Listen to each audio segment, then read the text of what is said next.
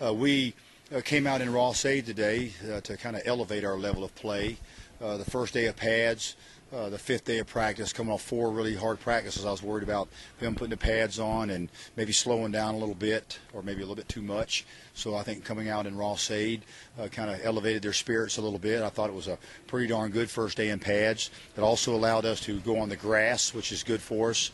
We play a lot of our first half of the season here at Ross-Ade, so we want to get in the stadium as much as we possibly can.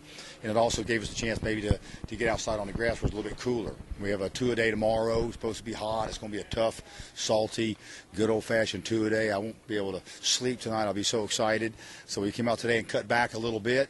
We wanted to tackle some, and we tackled some. We had a 2nd-7 scrimmage. Today was a little bit different of a challenge for all 3 phases of our game. It was the first day that our defense was asked to adjust to an unabridged gamut of offensive personnel. They've gone some days just against 2 back and some days just against 1 back, and today the offense mixed it up on them, so that was a challenge for our defense to match up different personnel groupings as we ran them on and off the field. And then offensively, it was the first time that we've been able to cut the defenders some and to utilize multiple groupings, and it gave us a chance offensively to go out there and try to set the tempo from an offensive standpoint, and that was good for our offense. They gained a little bit of edge today as a result of that. And then special teams-wise, we came out and spent a lot of time with the protection part, picking up a bunch of different looks. So we got a lot done. Our punter punted well today. We did a good job of picking the looks up, and I thought we had a good practice. The hitting was pretty good. Not quite what you want on game day, but sometimes you can hear what's happening around you, and I like what I'm hearing around me. There's some rhythm to it. A lot of people coming off the ball at the same time, a lot of the contact happening all at the same time, so it sounds good, and it looks pretty good. We still have a lot of work to do, but a good day overall. Will one of your practices tomorrow be in full pads? We'll go in the morning in shells for a little bit, then we'll come out in the afternoon in full pads and really get after it. Tomorrow will be a real test for them. Are you going to scrimmage tomorrow afternoon? We're going to scrimmage some tomorrow afternoon. We didn't scrimmage a whole lot today. We got a little 2nd-7 stuff in there with the 1s versus 1s and the 2s versus 2s, so they didn't get that many live reps, maybe a dozen or 10 or a dozen a piece maybe.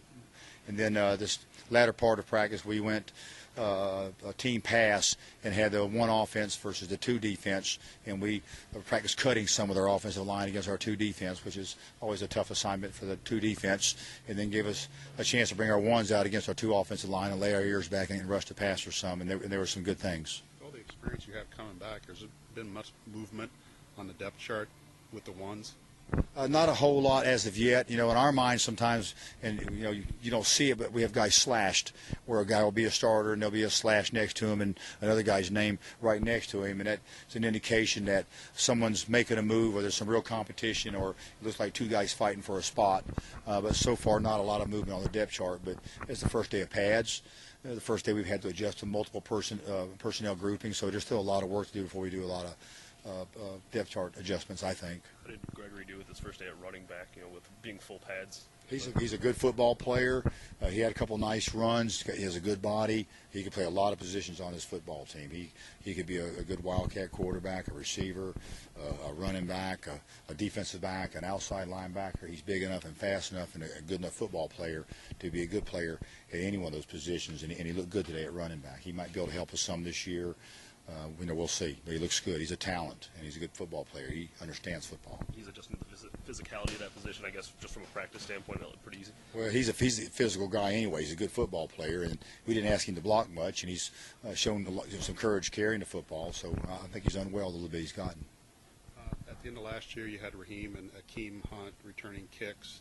As you start this year, are those 2 still the top 2 back there? Probably so. And we've been working more kick return specialists, punt return wise and kick return wise. But right now, Akeem and Hicks and Mostert are the 2 guys back there, and we have different off returners that we use, and there's some physicality involved in the off returner. That guy has to help make a good decision for the return man, and also mop up and clean up stuff that kind of jailbreaks through there. So there's some physicality involved in that. So we're working different off returners and working different main fielders, if you will. What have you seen of the freshman kicking? I like it. I like what I've seen our freshman kickers, our new kickers. From a kickoff standpoint, I like what I'm seeing out of Thomas Meadows. He's a good kickoff man. We signed him as a punter. He's an excellent punter. We have Cody Webster coming back, and he hit the ball very well today on several punts. Thomas Meadows is a punter, but we really liked him also as a kickoff man. He did a great job in our kick camp a year ago, and we thought he kicked off probably the best of any kicker that came through the camp. So he's handling our kickoff duties right now, and he's kicking a lot of them into the end zone, and that's a good thing. And then Paul Griggs has a lot of leg strength.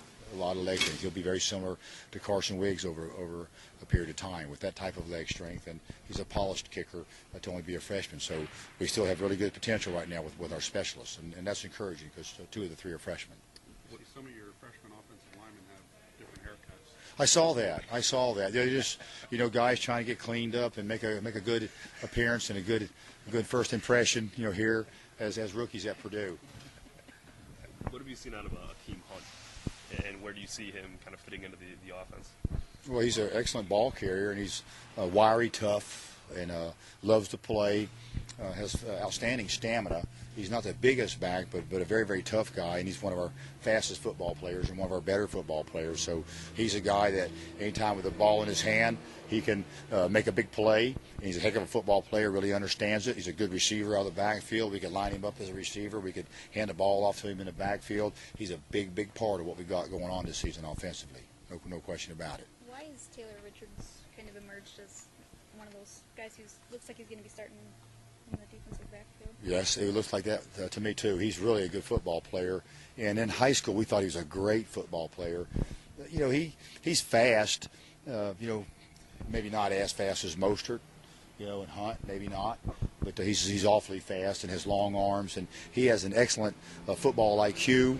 And a really low-rep guy. He really understands the game. In high school, he was an exceptional player on the offensive and defensive side of the ball. Made a lot of plays, not just based on ability, but executing details of his techniques and assignments. He is really a good football player. You can count on him being in the right spot. He studies it. He's very serious about it. He's a lot of fun to be around. He's real aggressive and very talented. He's got a decent body. He has corner skills, a medium-sized safety body, not the biggest safety, but big enough, but really skilled and an excellent football player. So I think he's one of our top defensive back personnel. Do you know anything about academics yet? I know you had said a couple days ago there were some guys close. I think we're in really good shape, until they put the stamp on everything. Nothing's definite, but I don't anticipate getting any bad news. Most of the grades are in. It looks like everybody's going to be eligible. We have elevated our team cum GPA from where it was last semester. We're closing in on a 2.8. We've been kind of stuck in that 2.65 to the 2.8 range, 2.83 range. Some we slipped a little bit a couple semesters and trying to get back up there. And but a good semester all the way around. I don't think we're going to lose anybody. It's not definite, but I got my fingers crossed and feel pretty good about it. Goal's still 3-0 in that area. Goal's still a 3-0. There's a lot of numbers. You start looking at 100 guys in 4 or 5 years. We haven't really done that much different from a GPA standpoint, but when you lose Joe Holland out of the cohort and Kurt Lichtenberg and some of those guys that had 4 years of 13, 14 hours of A's every semester for 4 and 5 years, man, those guys really helped out the cohort, if you will. So those guys not in there, we dropped a little bit, but we caught back up a bunch. Our freshmen did really well this summer. The true freshmen, they were really close to a 3.0. I think a 2.9 something. I have to check, but they were really close to it. And as a group, they were about a 3.15 core GPA, in their tough classes that they had. And as a group, they were about 1150 cum on the SAT, so they should do well in school. They did very well this summer, and that group will make a difference to the cohort, if you will. Injury-free today? Injury-free today. I think Macy got some stitches. I don't know if it was his lip or his chin, something from somewhere on the neck up. He had to get a couple of stitches. It was worse than shaving, but he's going to be all right. BJ still out? Ben Knopf, BJ Knopf? He's still out, but he's getting better, and it looks it's a little more.